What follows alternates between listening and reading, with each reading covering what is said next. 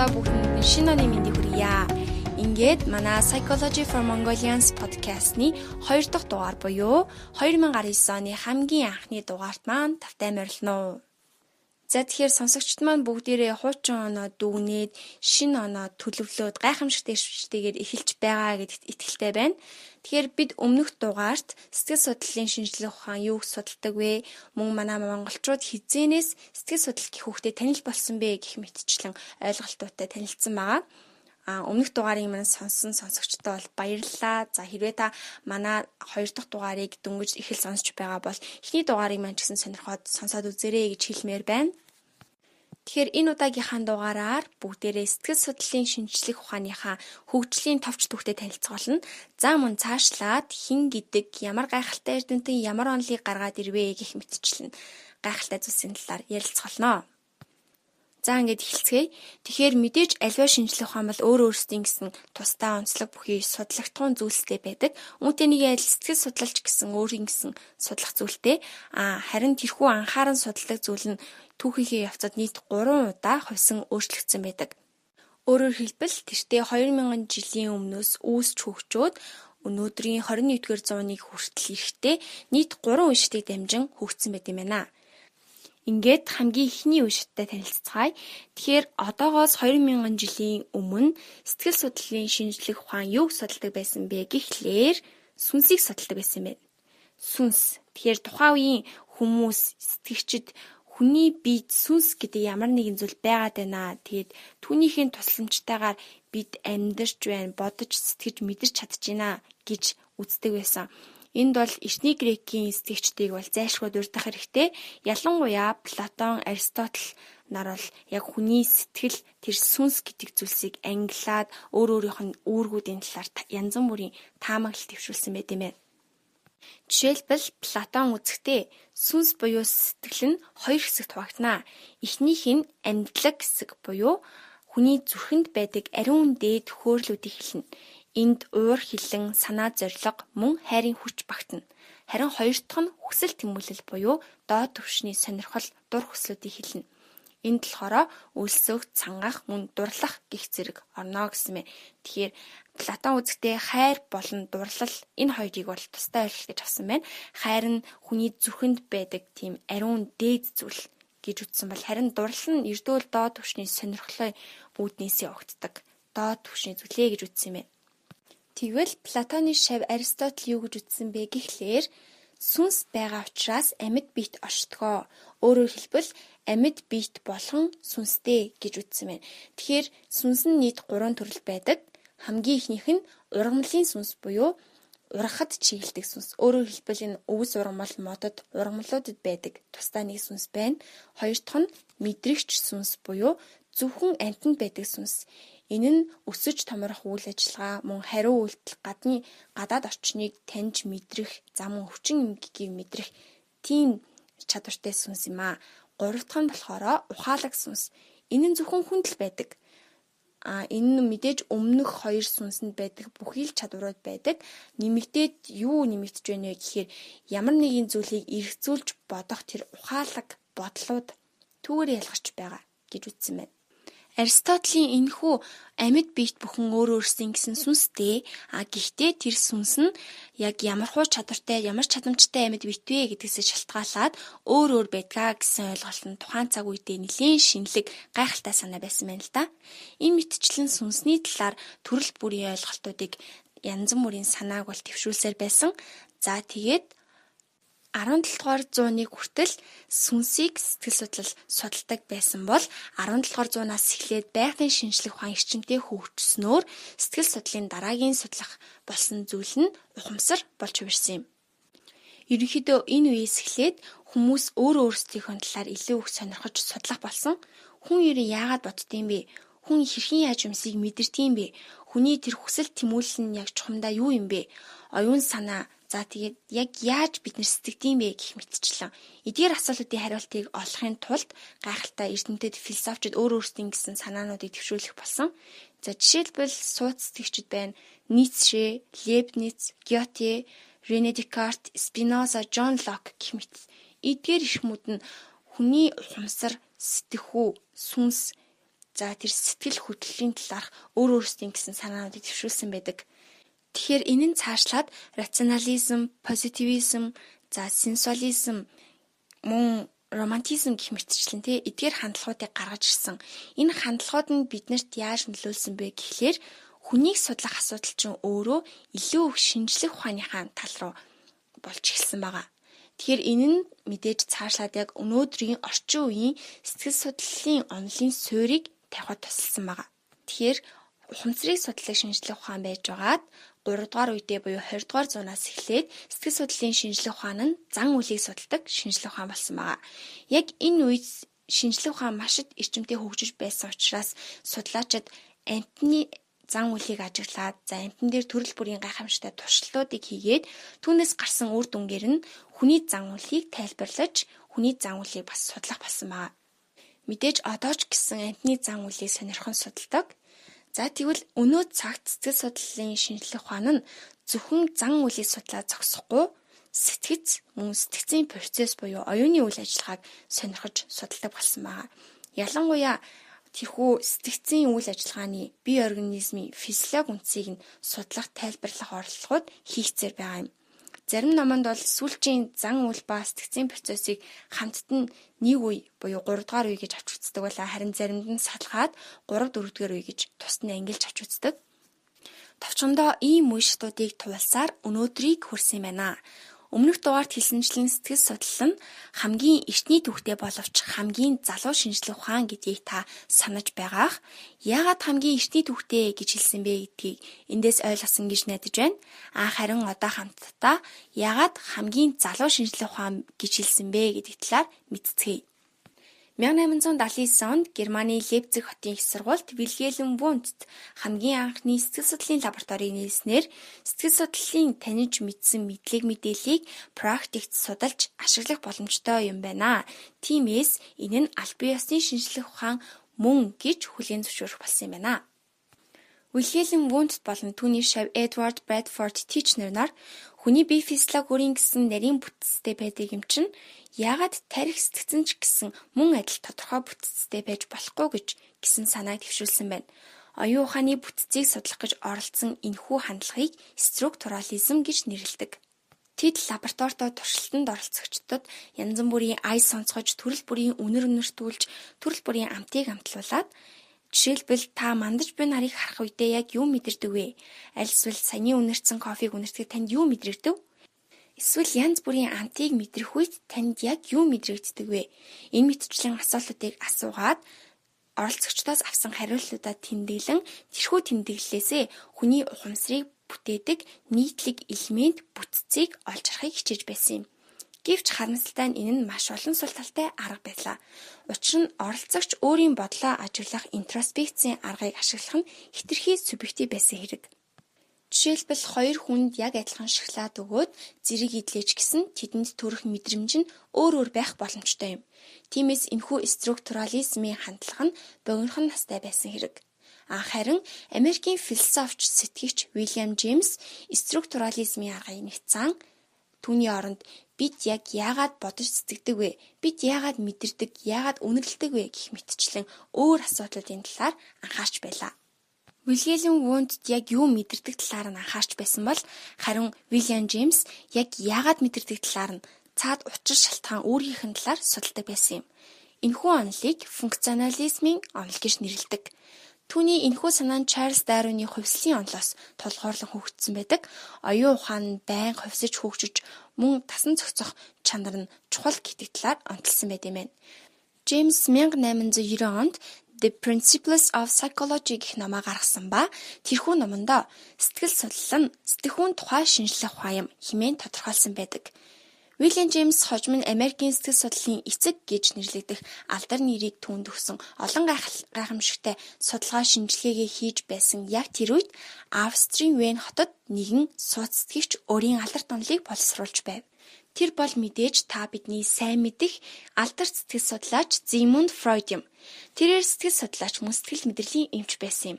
1885 оноос түүний сэтгэл мэдрэлийн эмчийн гараа эхэлсэн ба Францад алдарт мэдрэлийн эмч Жан Мартин Шаркогийн удирдлагын дор судалгаа шинжилгээ хийж байсан тэр үед Шарко эмч өөрийн хистерийн хүчтэй өвчтнүүдээ ховсын аргыг ашиглан эмчилж байсан байна. Энэ нь Фрейдэд маш их сонирхолтой санагдаж, хожим нь өөрийн найз хамтран зүтгэгч Йозеф Брертэй хамтран хистерийн судалгаа гэх бүтээлээ гаргаж байв.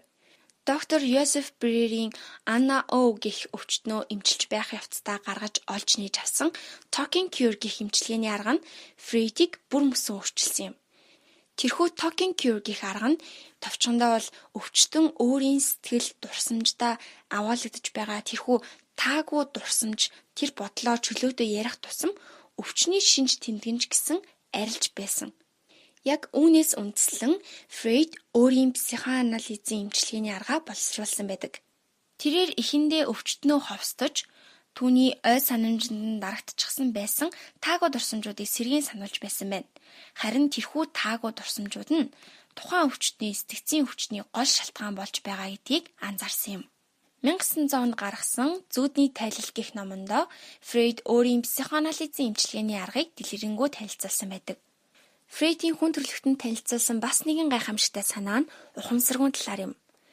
Бидний амьдралын үйл ажиллагаа, бидний зан үйл ухамсарт танигддаггүй, мэддэггүй, тэр нэгэн ухамсаргүй гэх зүйлсийн нөлөөгөөр удирдагдж, хэлбэржиж, өөрчлөгдөж байдгаа гэх энэ санаа нь тухайн үедээ маш шинэлэг, маш гайхалтай бололт амжилт байсан юм.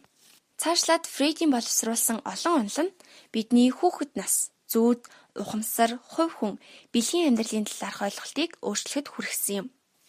Эндээс түүний нийсэн хамгийн гол онцлог зүйл нь юу вэ гэхээр сэтгцийн эмгэгтэй хүмүүсийг эмчлэх аргыг шинжлэх ухаанчаар судалж боловсруулсан явдал юм.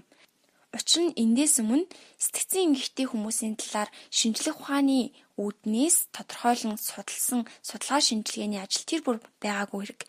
Харин Фрейдийн гаргаж боловсруулсан энэхүү психоанализийн эмчилгээний арга нь өөрийн гэсэн үр дүнгээ өгч сэтгцийн эмгэгтэй хүмүүсийн заримыг нь эмчлэхэд тусалж байсан юм. Фрейд маш их тамхи татдаг байсан ба тэрээр тамхи татах нь өөрийнхөө бодлыг төвлөрүүлэхэд тусалдаг гэж найдаж байсан юм. Харамсалтай нь тамхи түүнийг хор тавдартай болгоход хүргэсэн. 83 наснд түүний хор тавдар нь маш их дамжирсан учраас тэрээр эмч найзаасаа гуйн өөртөө морфин их хэмжээгээр тариулан нас барсан байна.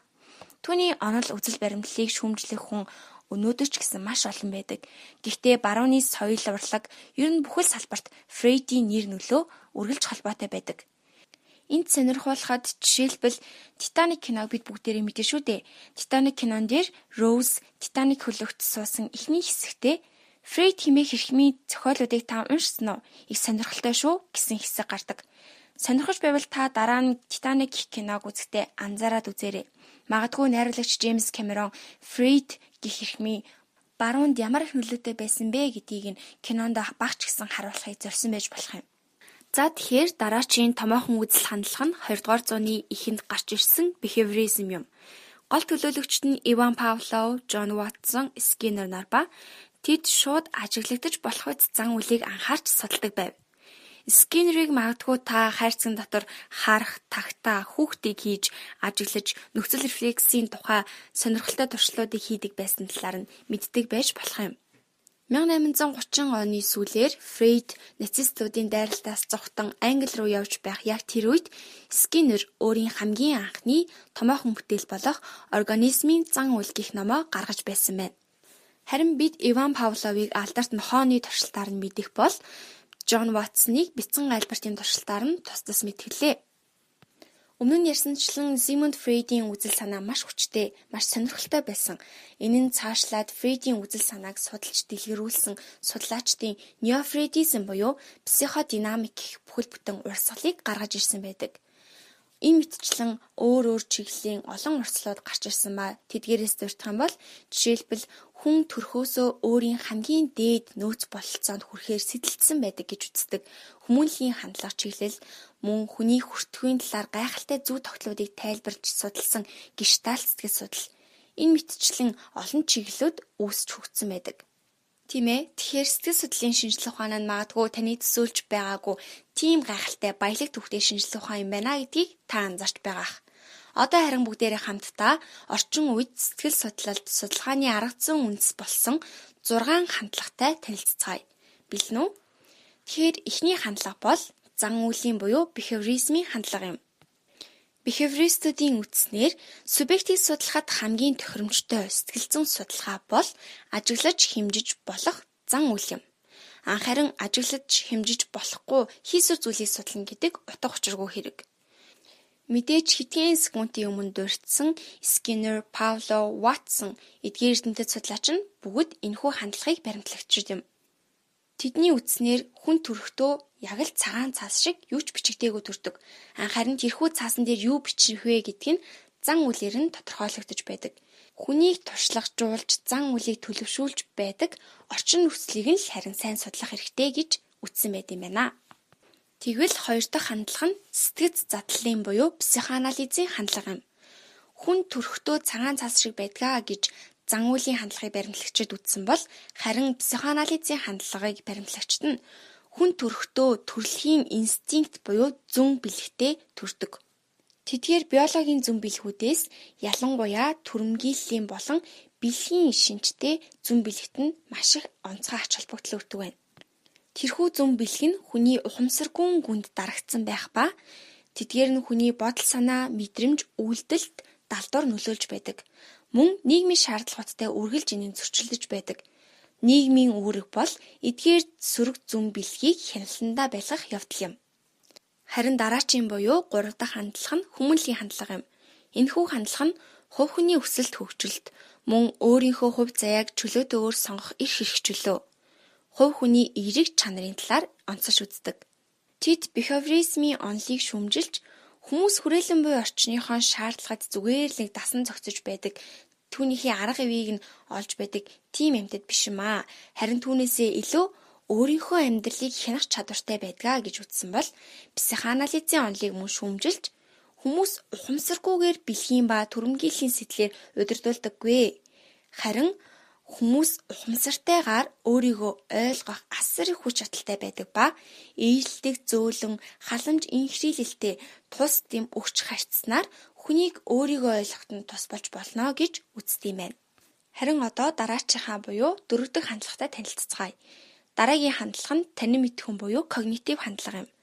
Бид альваад яаж анхаарал хандуулдаг вэ? Гадаад орчноос яаж мэдээллийг хүлээн авт юм бол? Эсвэл яаж дурсан санаж бодож шийдвэр гаргах юм болоо? Энэ мэтчлэн танин мэдхтэй хамаатай оюуны үйл ажиллагааг онцолж үздэг хандлагыг танин мэдхүн хандлага гэж нэрлэдэг.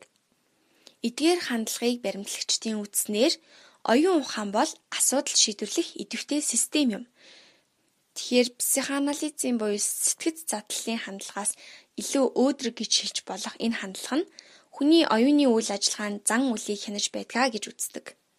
Психоанализ шиг бидний зан үйл цаанаасаа өгсөн ухамсаргүй гэх зүйлсээр хэлбэржиж удирдагдж байдаг биш, харин бидний өөрсдийн оюуны үйл ажиллагаа тэр ухамсарт байгаа тэрхүү үйл ажиллагаагаа сайжруулж тэрийгээ дасгалжуулах юм бол бид өөрөө өөрсдийнхөө гаргаж буй зан үйлээ бүрэн хянаж удирдах чадна гэж үздэг гэсэн үг. Дараачийн орчин үеийн сэтгэл судлалын судалгааны арга зүйн үндэс болсон хандлага бол нийгэм соёлын хандлага юм. Энэ нь соёл, угсаа, хүүс нь хүний зан үйл, бодол санаа, сэтгэлийн хөдөлгөөнийг ойлгоход голлох нөлөөтэй гэж үздэг хандлага юм. Мэдээж бидний мэддэгчлэн тухайн нэг угсаатны соёл нь нэг үеэс нөгөө дамжихдаа ёс заншил, хувцас, хөгжим, зайлшгүй амьдралын хэв маяг гэх зэрэг тэдгээр зүйлсээр нь хадгалагдсан дамжиж байдаг. Тэгвэл тэр нэг бүлэг хүмүүсийн итгэл үнэмшил, зан үйлтэй нь тэрхүү соёл нь шууд холбоо хамааралтай байдгаа гэж үздэг юм байна. Энэхүү хандлагаар бол нэг ижил соёлтой, нэг ижил итгэл үнэмшилтэй бүлэг хүмүүсийн гаргаж буй зан үйл нь эсвэл суралцж байгаа байдал нь ч гэсэн хоорондоо ижилхэн байх магадaltaй гэж үздэг гэсэн үг. За харин хамгийн сүүлийн буюу хамгийн сонирхолтой бас нэгэн томоохон хандлага нь бол нейробиологийн хандлага юм. Энэхүү хандлага нь бусад хандлагуудыг бодох юм бол харьцангуй сүүлд үүсч хөгжиж гарч ирж байгаа ийм хандлага байгаа. Тэгэхээр сэтгэл судлалын шинжилгээ ухаанд дэрэгдээд байгаа тэрхүү сэтгэлийн хөдлөл, бодол санаа, мэдрэмж, зан үйл гээд эдгээр зүйлсийг ойлгоход тархи мэдрэлийн систем гол үүрэгтэй гэдгийг онцолж үздэг. Нейросайенсийн шинжилгээ ухаанчид, нейробиологчид бодол санаа бүхэн тархинд физик үндсэлтэй гэдэгт итгэдэг. Хүний гайхмаар чадварууд тархихгүйгээр илэрх боломжгүй. Хүний тархи мэдрэлийн тогтолцоо нь мэдээж маш нарийн төвөгтэй ээдрээтэй бүтцтэй. Харин энэхүү ээдрээтэй бүтцийн цаана хүний бодол санаа үйлдэлүүдийн анхдаг шалтгаан оршин байгаа гэж тэд үздэг. За тэгэхээр сонсогчд маань орчин үеийн сэтгэл судлалын судалгааны үндэс болсон 6 хандлагатай танилцлаа. Тэгэхээр энэхүү хандлагуудыг ингээд харахаар бүгд өөр өөр зүйл яриад байгаа юм шиг боловч яг үнэндээ нэг л зүйлийг өөр талаас нь өөрсдийн гэсэн арга барилаараа судалж байгаа хэрэг юм. Бидний мэдгчлэн сэтгэл судлалын шинжилгээ ухааны өнөөдрийн аль бие ёсны тодорхойлолт бол зан үйл ба сэтгцийн процессыг судалдаг шинжилгээ ухаан юм. Энэхүү тодорхойлолтноос зан үйлийг ажиглаж судлах нь маш чухал юм аа. Мөн хэдий олон үзэл хандлагатай өөр баримтлагчид байгаа ч гэсэн эдгээр нь бүгдээрээ хамтдаа сэтгэхүй буюу сэтгэхүйн процесс оюуны үйл ажиллагааг таньж мэдхийн төлөө нэгдэж байгаа гэдгийг ажиглаж харж болох юм аа. Тэгэхээр түрүүн дурдсан нейробиологийн хандлагын талаар бага зэрэг ярилцъя. Олон жилийн турш маш олон судлаачид эрдэмтэд хүмүүсийг яагаад бодож сэтгэдэг вэ? За яг яаж мэдэрдэг вэ? Тэрхүү үйл ажиллагаанд хэрхэн яаж явагддаг талаар өөрсдийн гэсэн олон онол санаануудыг дэвшүүлж төрөл бүрээр таамаглаж байсан. Гэтэл өнөөдөр буюу орчин үед нейросайенсийн шинжилгээ ухааны тусламжтайгаар бидний үргэлж хайсаар байсан тэрхүү асуултуудын хариулт олдож эхэлж байгаа гэж хэлж болно. Ерөнхийдөө бол бидэнд байгаа энэ тархи гэдэг эрхтэн маань маш гайхамшигтай, гайхалтай, хүчин чадалтай ийм эрхтэй юм аа. Бид энэхүү тархиа сайн судлаад байх юм бол бид нар яг яаж бодож сэтгэдэг бэ? Бид нар хэрхэн яаж ямар нэгэн зүйлд анхаарлаа төвлөрүүлдэг вэ? Эсвэл бид яагаад сэтгэлээр унаад байдаг вэ? Аль эсвэл сэтгэлээр унсан тохиолдолд сэтгэлийн хөдөлгөөн нь дээшээ доошоо савлсан тохиолдолд бидний бие физиологт яг ямар өөрчлөлт гардаг вэ гэдг нь бүгд өнөөдөр баг багаар тодорхой болж эхэлж байгаа гэсэн үг. Тухайн хүний тархийг нь л судлаад тэр хүн яг одоо гуниглаж байна, уурлаж байна, за тэр битэл өлсөж байна, цангаж байна гэх мэтчлэн тэр тархины гадна хаана цахилгаан идэвхжил явагдаад байна, ямар гормон хэр их хэмжээтэйгээр ялгараад байна. Эдгээрийг нь судлахад л тухайн хүний сэтгцийн байдал, сэтгэхүйн өөрчлөлтийг нь ч гэсэн харах боломжтой болсон ийм гайхалтай шинжилгээ ухааны дэвшилттэй үед бид өнөөдөр амьдарч байна. Тиймээс яа харахгүй нейросайенсийн шинжилгээ ухааны хөгжил нь сэтгэл судлалын хөгжилд ч гэсэн маш их хувь нэмрээ оруулж байгаа гэдгийг энд дурдхан зүйтэй болов. За тэгээд энэхүү дугаарынхаа төгсгөлд та бүхэнд яг одоо танд, надад, бидэнд бүгдэнд ямар гайхалтай зүйл байгаа вэ гэдгийг харуулсан нэгэн жишээг энд дурдъя.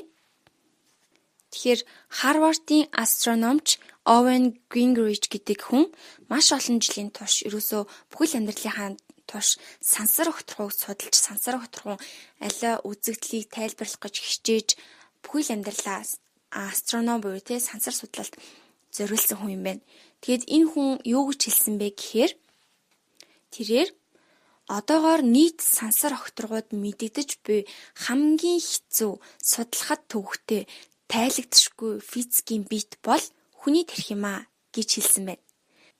Тэгэхээр бидний нөгөө судалж гайхшиж дуустдаггүй тэр сансар огторгон олон нээлтүүд нь хамаг нууцлаг гайхамшигтай зүйлс тэнд байгаа гэж бодоод идэг.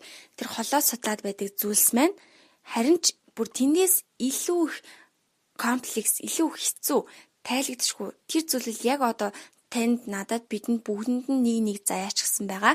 Энэхүү тархи гэдэг эрхтэн юм биш үү дээ. За тэгэхээр гайхамшигтай биш гэж үү? Ингээд энэхүү гайхамшигт бэлгээ хэрэгтэй мэдээлэл мэдлэгээр цэнгэлэхээр сэтгэл судлалын шинжилгээ ухааныг сонирхон манай подкастыг сонсож байгаа сонсогч бүхэндээ маш их баярлалаа. Ингээд дараагийн дугаар хүртэл түр баяртай энэ удаагийн дугаар маань энэ хүрээд